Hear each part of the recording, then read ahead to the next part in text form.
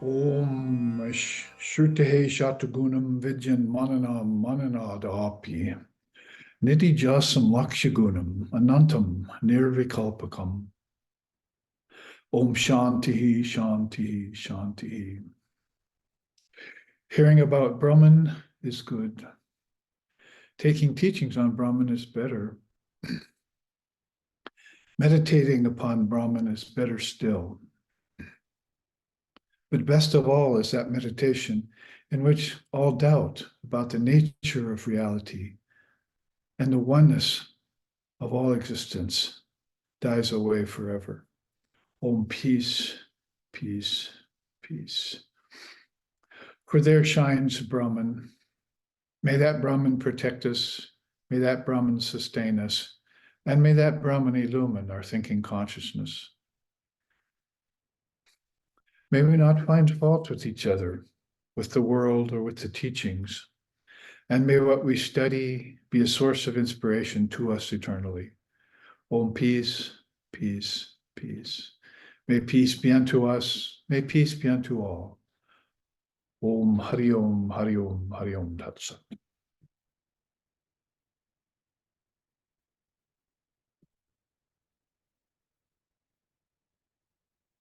Now we all arrive again this Saturday morning to our satsang.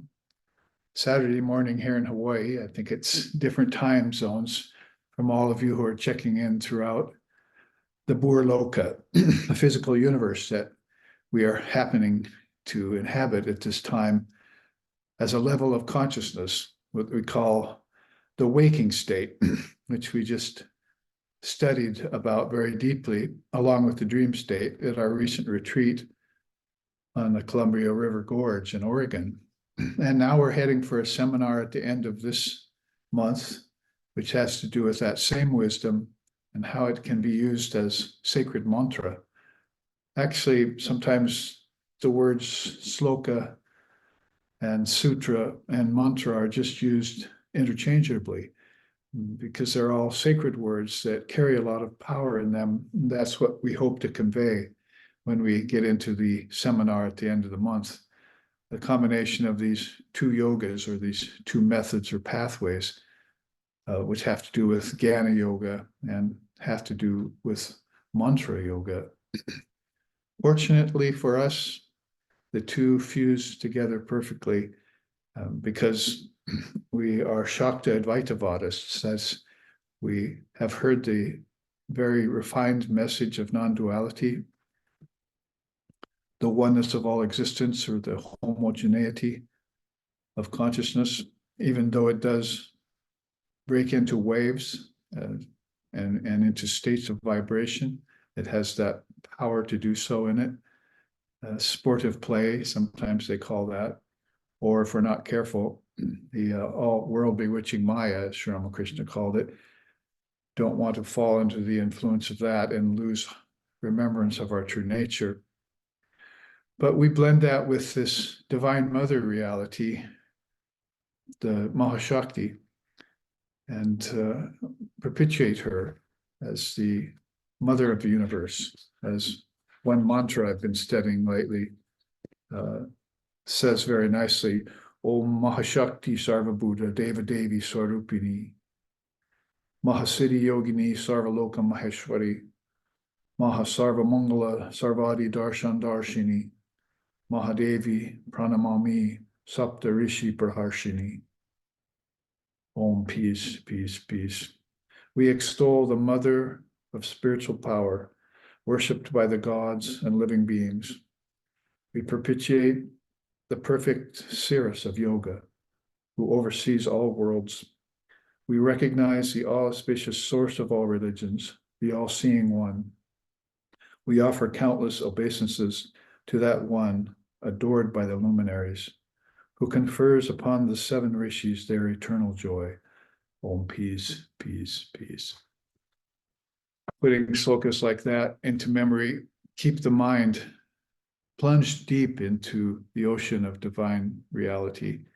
And so we meet on Saturday to check in with each other to see how such memory is going on, how much of it we have been able to accumulate and retain during the week when we are up against the forces of relativity that are trying to convince us that duality is ultimate rather than non-duality, or trying to convince us that these apparent evils that are surfacing all the time on the ocean of relativity are actually real or have any deep meaning or have any control over us, when we ourselves are able to offset them each moment with each breath with our own consciousness.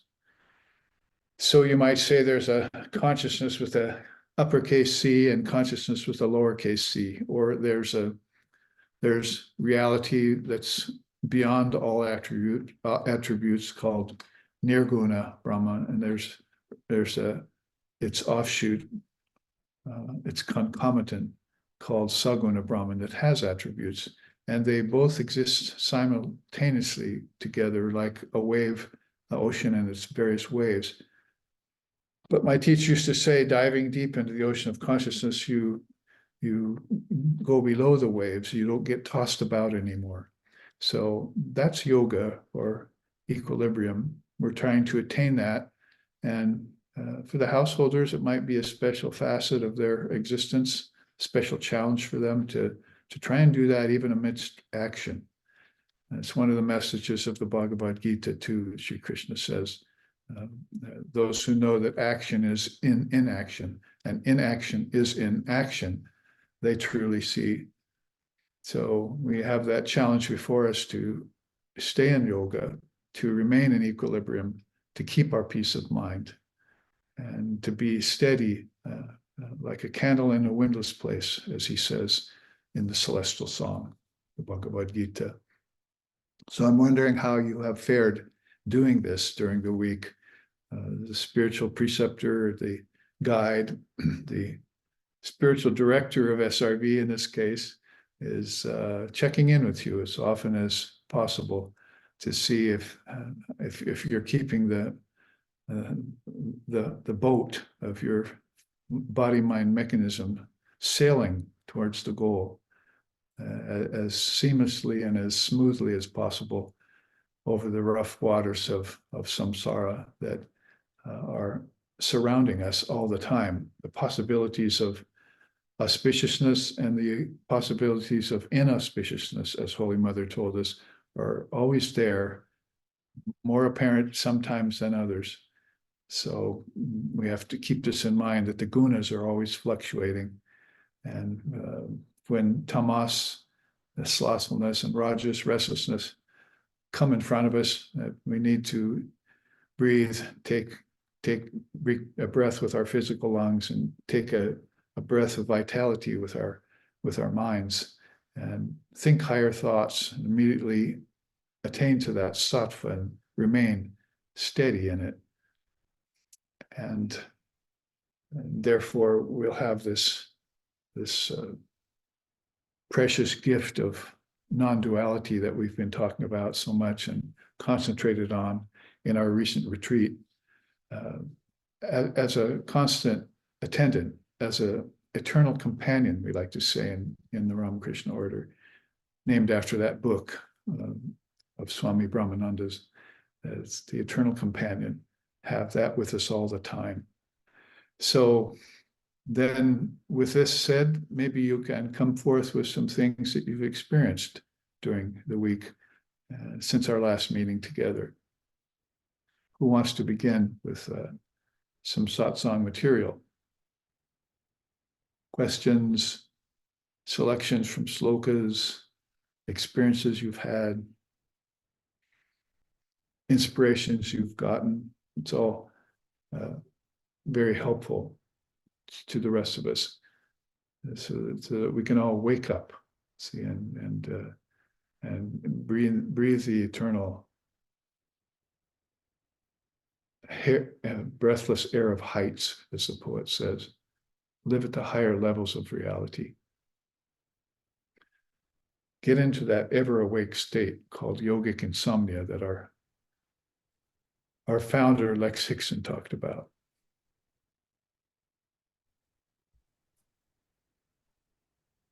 Well, it's not so much a question as simply trying to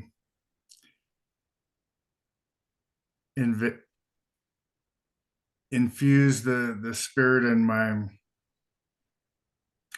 day-to-day work, which um, always takes more of me than I would like. But I am, reading a little more and trying to think higher thoughts periodically throughout the day to you know transcend what I face in the day-to-day work and that I find myself in.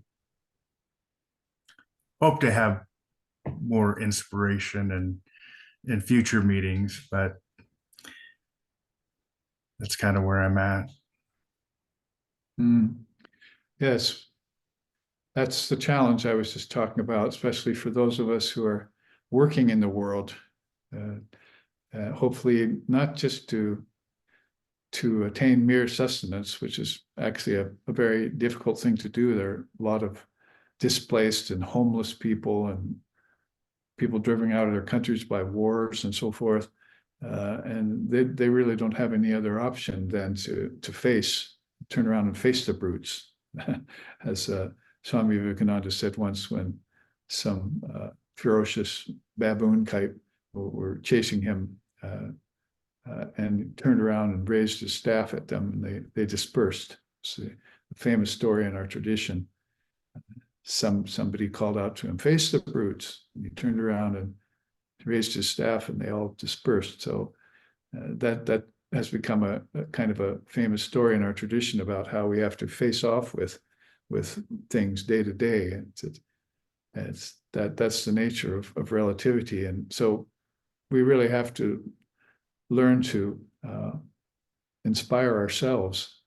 Basically, this jiva or jivatman that we're called, this embodied human being complex, body-mind complex, fourfold, as they say, full of, with the ego trying to ripen itself, with the intellect trying to sharpen itself, with the thoughts trying to think beyond negativities and dualities like pleasure and pain and life and death and all these considerations that are pressing in upon us. And the very thoughts themselves, the chittavrittis, as Father of Yoga says, we have to find ways of consolidating that into one sincere effort towards final emancipation or enlightenment. And the final emancipation, of course, is going to be beyond name and form. So, as I say, Vivekananda used to repeat it, even life is a rehearsal for death. So that death he's talking about is the little death of the ego. That comes and goes. It seems to be born, seems to die, and comes back again for more, like a dog at the back door, stray dog. And it needs to be put to rest once and for all and replaced by this great ego, like Lord Buddha said. There's the great self, and then there's the small self. So even Lord Buddha wasn't at all averse to talking about this, the existence of the small self or the word self. Even it was there in the first Buddhist scripture called the Dhammapada, which is of course straight out Indian Buddhism. So when you think and talk in that way, he's trying to encourage us to inspire ourselves day to day, then you might liken it to a person who's having a hard time breathing, like Sri Ramakrishna used to say, a drowning man. He just gasps for water and wants water so badly. It'd be nice if we could have that kind of yearning for God realization. But since that's rather a far cry for people who are immersed in the world and in work every day and don't have a lot of time to practice, or maybe even if they get the time, they don't go on retreat, or they don't go and inquire of the guru. They don't bury themselves in the scriptures, but put their face in the book and take some time to breathe in again the wisdom. The body breathes, the mind also breathes. Have to breathe in the wisdom from the scriptures. And every time one does a practice like that, it comes down to that, setting yourself against the brutes of Maya, these things that are surfacing all the time, but they come back all the time. So the human soul gets put off by that. It's like the father of yoga saying, if they experience enough pain during their life, then they create a samskara in the mind for pain, and they remember pain, and then they come back again and suffer pain, like camels going back to eat thorny bushes all the time, even though it causes their mouth pain, they still go on eating. So the soul being reborn like that with the remembrance of pain has to be guided out of that conundrum. And you can certainly turn to holy company, Satsanga. There was a couple of nice God blogs about that last week that we studied. And but in the end, you have to take what you get from your communion with God in human form, whether it be the guru or the scriptures or the holy company that you happen to fortuitously find in your life, and extract out of that the ability to keep yourself afloat, and not drowned in that sea of worldliness with its waves that are constantly recurring. We didn't have time to go deep into the Mahamudra at the retreat recently, but we read it out and talked about it a little bit. What a beautiful language the Tibetan Buddhists have come up with, even in English, to describe that great ability to see everything, even negativity, as a manifestation of Brahman, and then to just draw back from it, knowing that it's alien to the Buddha nature, that it, as Krishna says in the Gita, all of these things rise in nature, not in the soul. So if the soul has a companionship with nature, then it has to make sure that that companionship is one of balance, and mastery over nature. If nature starts to get the upper hand, then all the changes that are in nature, all the painful things like death and decay and so forth that people are suffering are in nature. The nature gets the upper hand, and these things will get the upper hand. So the soul, as the father of yoga says, always has to be master of the scene. The seer should be the master of the scene.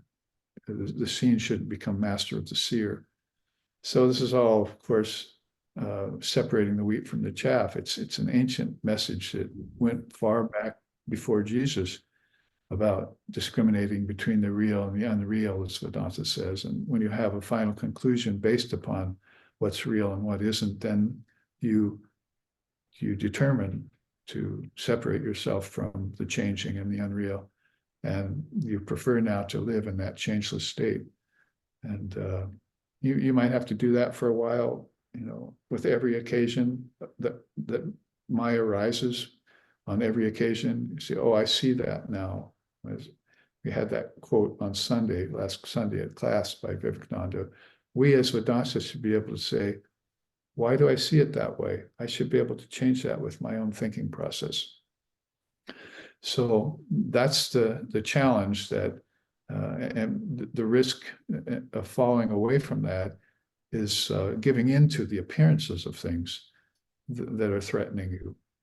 So you turn and change and face the brutes at every occasion, and think them away. If you're a Vedantist, that's not real. That's an appearance. That's an illusion, and that's in nature. It's not in me, and I can master that. I can become transcendent of all those things, and so you gain that kind of strength when you hear it. Shruti.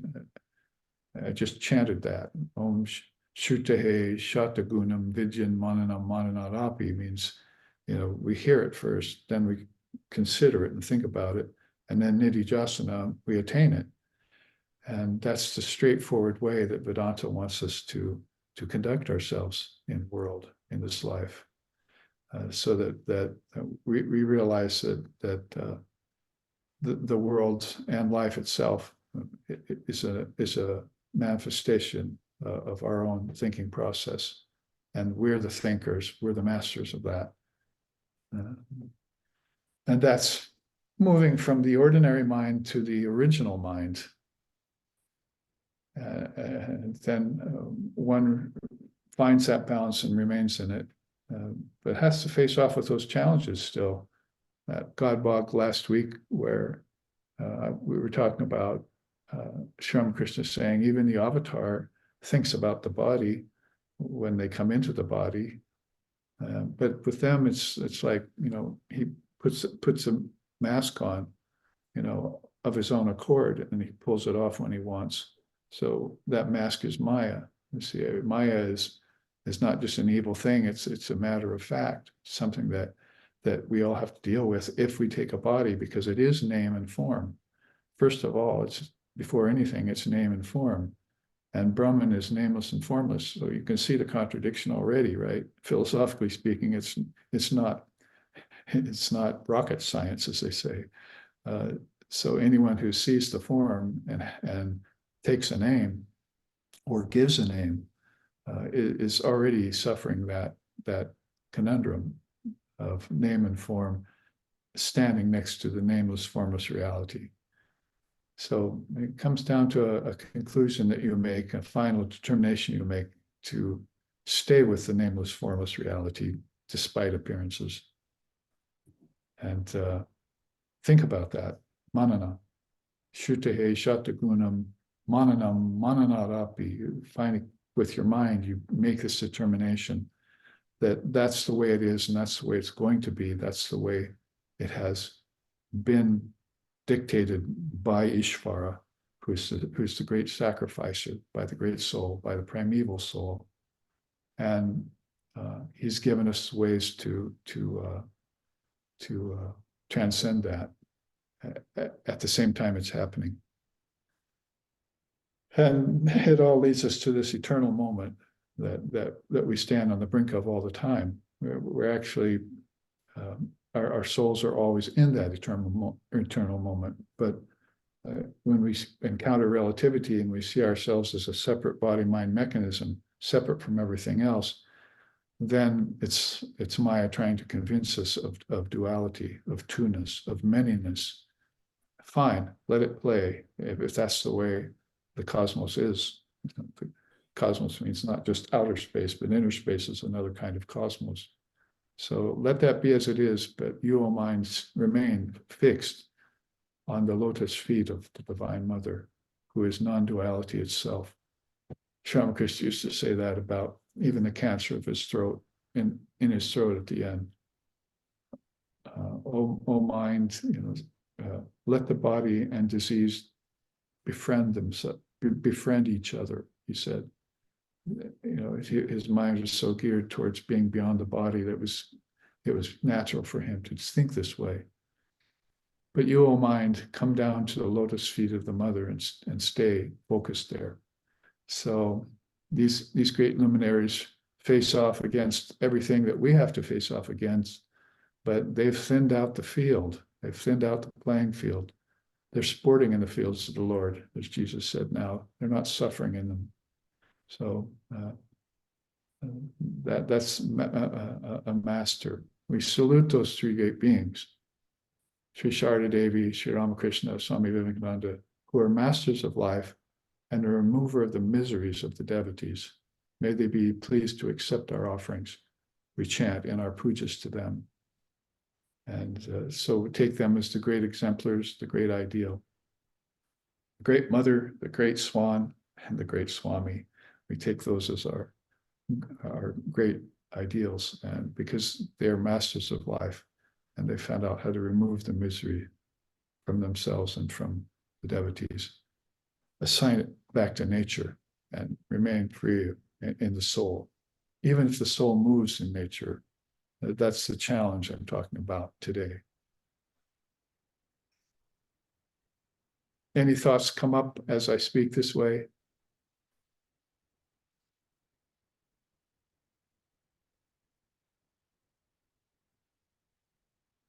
Babaji, we have Abhinaya's question. Shall I read it? Yeah. I'm thinking though right now that basically there's that expression, preaching to the choir, right? So if I talk about suffering, then I'm preaching to the choir when I talk to householders and people in the world. They're having to deal with so many things. And I'm a person that's thinned the playing field some. So I can say that much about myself. And so I'm not dealing with a lot of those things. I've put them behind me. Call it a phase of life I've reached or attained, or whatever you like. But I do have a special message that if I was in the company of people who had mastered life and mind, then I would be preaching that message to that choir. See, but right now I'm preaching a special message to all beings who suffer in relativity, asking them to, or advising them to take up these methods that have been successful for the enlightened souls, that have placed them at this high level of consciousness that they then continue to abide in day by day, breath by breath, life by life. So hopefully all of us can become exemplars of that message and preach to the choir of the world. Basically, that we can't tell them anything about suffering. They know more about suffering than we do. So that's my point. Withdraw from suffering finally, and receive the divine inheritance of your eternal bliss, at least your eternal peace. Then bliss can come after, right? So where rolls the stream of knowledge, truth, and the bliss that follows both, Vivekananda said. He had experienced this himself, so he put it in his verses. Try and encourage us to do the same. Yes, go ahead and read Abhinaya's question then.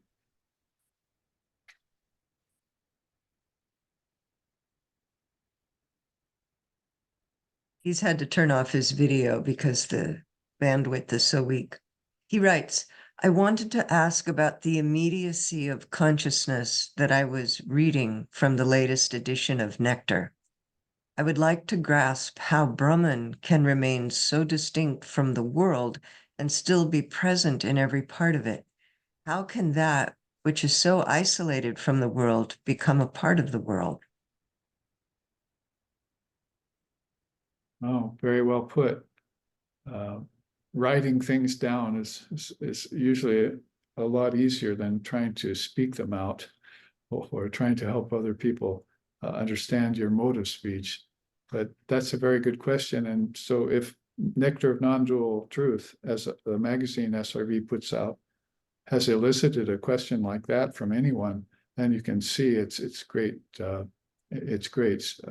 value that we keep putting it out, even though readership is small, interest is small. We still keep putting out the effort to put that 39th issue that has come to you recently, with all the different methods from different religions illustrated in it. And then it would elicit a question that beautiful about the homogeneity of our own consciousness, like an ocean again breaking into waves. How can you explain it? But the ocean itself at its depths is all peace, no movement, and no separations in it. And it's eternal and it's boundless, shoreless. How much more than the ocean of consciousness is going to be that way? So you say you'd like to try and grasp how Brahman can be in everything at the same time can be separate from everything. It's because we've been thinking too long that that nature is the reality, and what's behind it, which is the formless essence called consciousness or awareness. If you want to put them in English, there are many fine Sanskrit words with which to put those beautiful names on it. But when we begin to look beyond the appearances of things, the yogi looks beyond the appearances of things to find the reality, has to use his intellect, sharpen it like an arrow and point it at the target, release and penetrate the mark, as the Upanishads tell us. So that sharpened arrow of the mind has to penetrate through all appearances, hit the target of Brahman. Once the arrow is in the target, it's already one with it, buried deep within the center. Then at that time, it'll turn around and it'll see that everything that they penetrated was also in Brahman. That's why Sri Ramakrishna said the poison is in the snake, but the snake does not die because of it. But you might die if it bites you.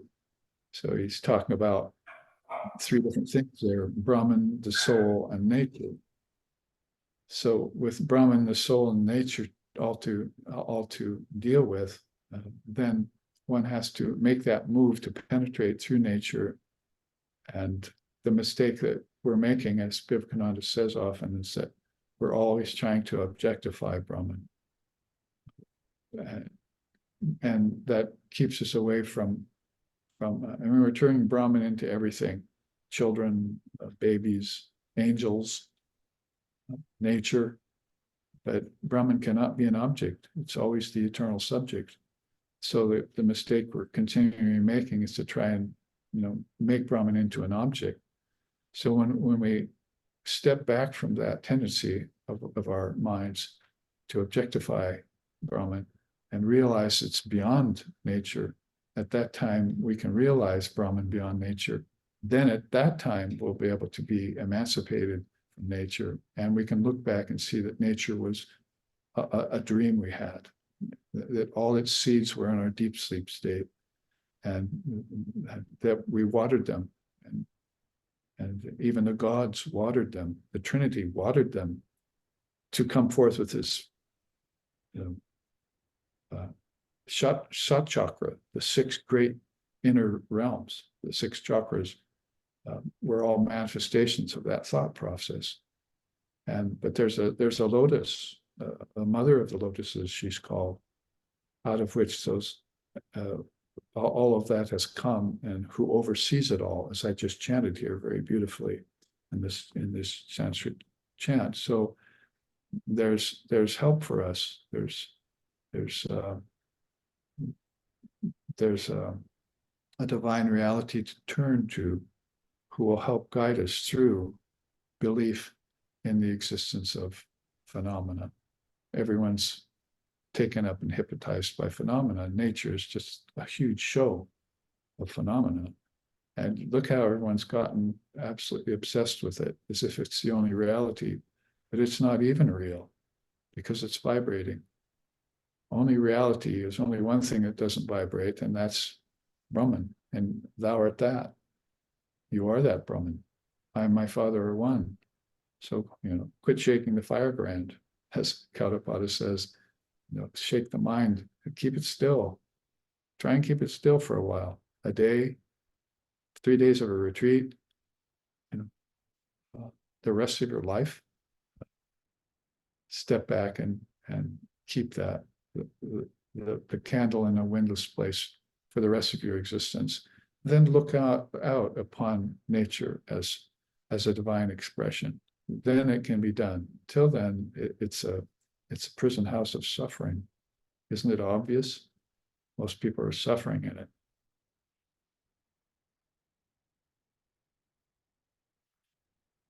So, of course, teachings that can go on and on about a question that deep, but that's again back to the special mission we have, or this special message we have, this special mode and method we have of life in relativity, that is realizing Brahman while we're in action. And It's rather like a spontaneous recollection of the nectar of non-duality that's oozing out of everything. If we just develop the eye, the mind's eye, if thine eye be single, then you'll be able to see everything like Sri Krishna saw it, that even nature was just Brahman becoming the 24 cosmic principles.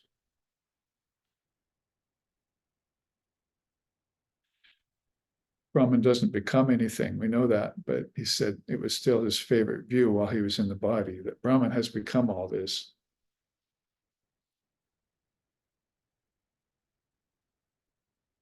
Yes. Sitara has a question too. Namaste, Babaji. I hope you are well. What you spoke of resonated very deeply with me. Is suffering not fuel for my awakening as well?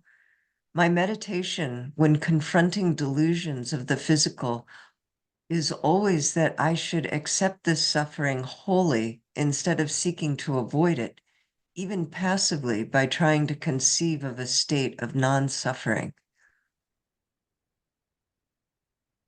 Yes, of course, very well put. And then we have to concede to the fact that there are stages of awakening. There are also stages of enlightenment. There are also stages in Brahman, although it's one and non-dual. I mean, waking, dreaming, and deep sleep are actually stages of Brahman. That consciousness breaks into waves and so forth. And that one being breaks into individuals.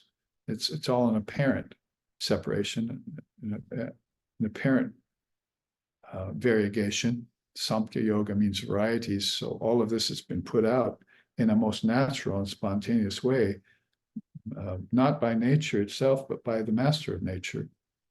So as far as your question goes, there is a stage or state where suffering becomes a teacher. And maybe the risk there is that we become, professional sufferers. So, I'm just have to face off everything suffering. But we see that these great souls can live in a constant state of bliss all the time. And so this is why Father of Yoga Patanjali says that suffering is not real. It can be transcended. So if a person is caught in the mesh of pleasure and pain, the dualities, like happiness and sorrow, then at that point, yes, as I was just talking about with Abhinay's question, you turn and you face off with these phenomena that are springing up out of nature, out of the body, out of your mind, when balance has not yet been attained. But as balance becomes more yours, as you prefer, you see how balance is possible, and you prefer it. You prefer, say, sattva over rajas at a higher level of spiritual practice, and you begin to take refuge in sattva and find out that pain turned into pleasure now. Pleasure then has to somehow turn into balance. That is beyond pleasure and pain. There's this equanimity, which they get into. And then they feel like there's, as Krishna says in the Gita, there's no better state than this to be attained. And when that pain that afflicted me has now been transformed into peace of mind, and that peace of mind got further transformed into the bliss that infuses everything. At that point, we're going to call that true yoga, he says. Let that be called by the beautiful name yoga. That is union with myself, union of the self with the eternal self, the apparently individualized self with the true self. Let that be called by this name yoga. And then let me enjoy it fully and live in it for as long as this body will draw breath.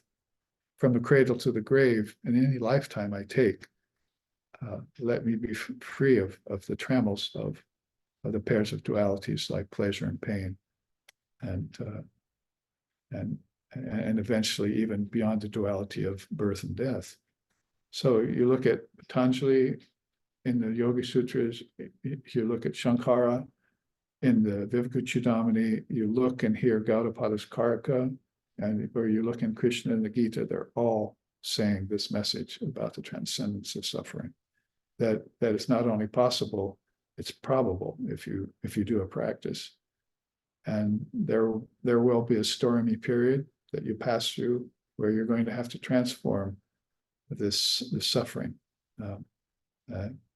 That'll lift you up and out of the need to suffer anymore. And you can reach that equanimity, that balance that they call yoga.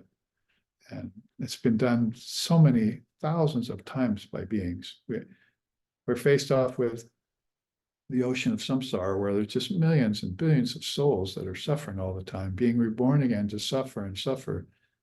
Having a glimpse of the ocean of suffering is the most sobering experience a soul can have. And maybe that itself is a kind of pain that drives them away from the ocean of suffering, so that they find the ocean of bliss. From samsara sagara to ananda sagara, they go from the ocean of suffering, they extract themselves from it, and they put themselves in the ocean of bliss, where the saints and the seers and the avatars and the rishis and the illumined souls have all immersed themselves. And then they say that they've found that pool, that pool of divine bliss that is the Divine Mother's own ocean.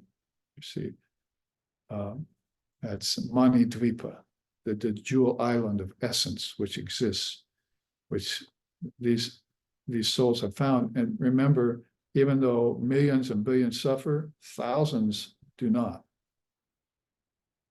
We can't let either the phenomena of nature or the appearance of birth and death or the overriding suffering that we see in the world deflect us from knowing that thousands of people have reached enlightenment in this process called life and relativity. And for them, that would be the first goal to attain.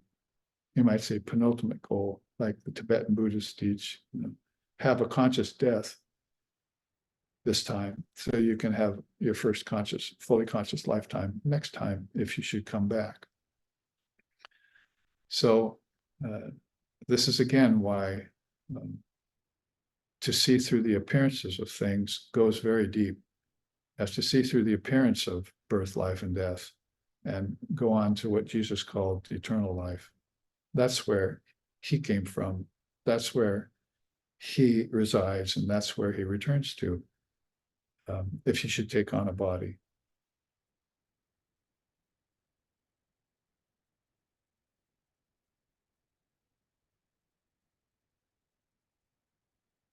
So suffering is a great teacher. You hear that. Pleasure can be of course we see that, it can be a kind of a wool that you pull over your eyes. The whole society, our whole society here in America, based on that utopian dream, it's false dream of seeking pleasure, that somehow these objects and this money and this thing can satisfy me. And of course, that's just the ostrich sticking its head in the sand when the lion is about to pounce. It never has worked before for any society, and it's not going to work for us.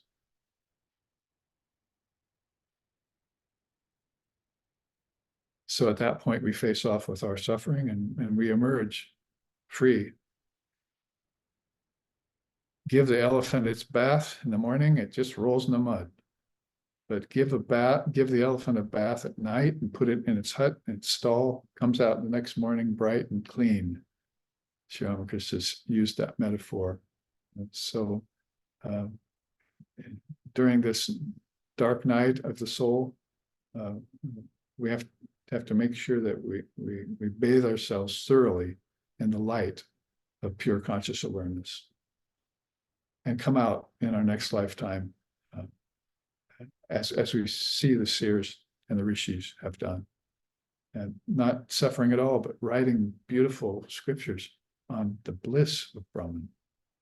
And if that still is a far cry for some souls, then they write on the practicality of method, yoga, practice this, practice these 4 yogas, and suffering will very soon become a thing of the past.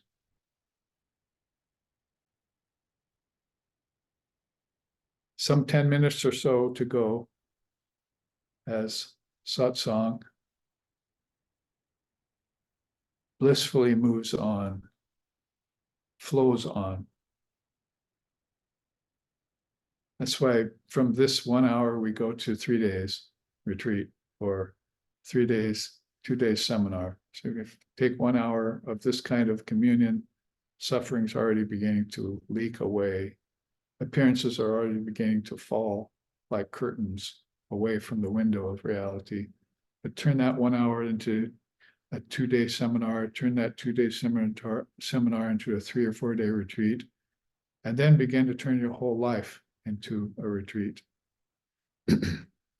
Babaji, our spiritual mother in San Francisco, we visited her on the way back from the retreat. She sends all her love to you. She's laying there. She doesn't move all day. She can't move. She can't get up.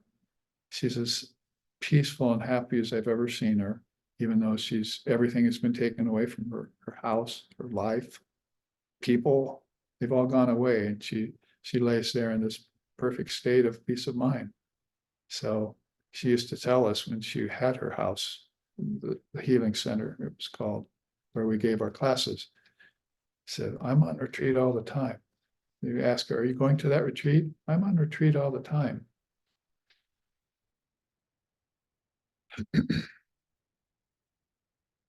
Well, that's the secret. So transform your homes and into a living retreat, minute by minute.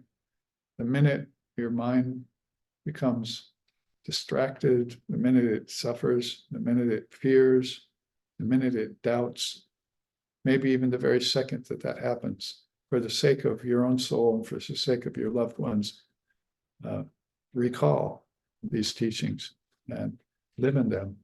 Push Maya away in an instant. As Vedantists, we should be able to think this away. We've been given this great path that Jesus spoke about 2,000 years ago, that Buddha spoke about 2,500 years ago, that Krishna talked about 5,000 years ago.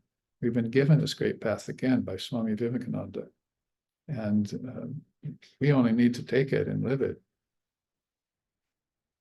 That puts that makes fear afraid of itself, puts death in its own grave.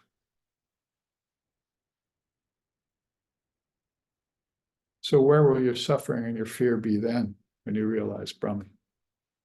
I like that statement out of the Upanishads that my teacher used to mention. Talk about how much you're fearing things, how much you're brooding, how much worry you have, how much suffering. Where will all of those go when you realize Brahman?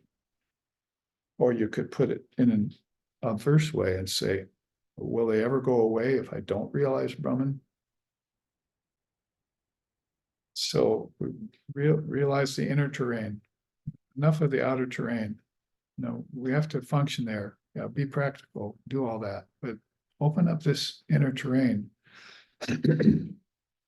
Remember that new chart I showed you at the retreat, opening nadis towards non-duality. Open them, not just for an hour on Saturday, but then keep them open. And let Kundalini Mother flow through them. Consciously see her flowing through them.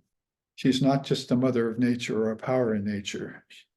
She's the mother of nature, and she has power over nature. And she's your mother. That's why Holy Mother told us, I'm the mother of the good, I'm the mother of the evil. I'm the mother of the blissful, I'm the mother of the sufferer. Always say to yourself, I have a mother. In this world, the mother has it over everything. I've seen swamis talk to atheists. And when the atheists won't listen, then they just have to revert back to the primordial fact. Oh, sir, you have a mother, don't you? Yes. There you are. Somebody has power over you. You came from somebody. You can't deny that. You can deny the existence of God. You can't deny that you don't have a mother. Even here in the world, in the physical world, everyone has to admit it.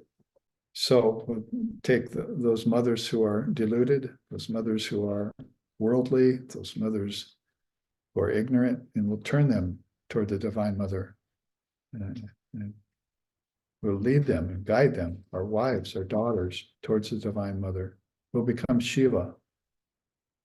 Don't you know who we are? We're the children of Sri Ramakrishna. So, Om Asatoma Satgamoya, Tamasoma Joytirgamoya, Mritshorma Mritam Gamaya, Abhira Bhira Mayeti, Rudrayate Dakshina Mukam, Tenamam Payanitcham, Om Shanti Shanti Shanti. Lead us from darkness into light, from lower truth to higher truth, from the unreal to the real, and from the illusion of death to eternal life. Reach us through and through, O Lord and Mother, with thy sweet and benign presence. Om peace, peace, peace. Peace be unto us, peace be unto all. Om Hari Om, Hari Om, Hari Om Tat Sat.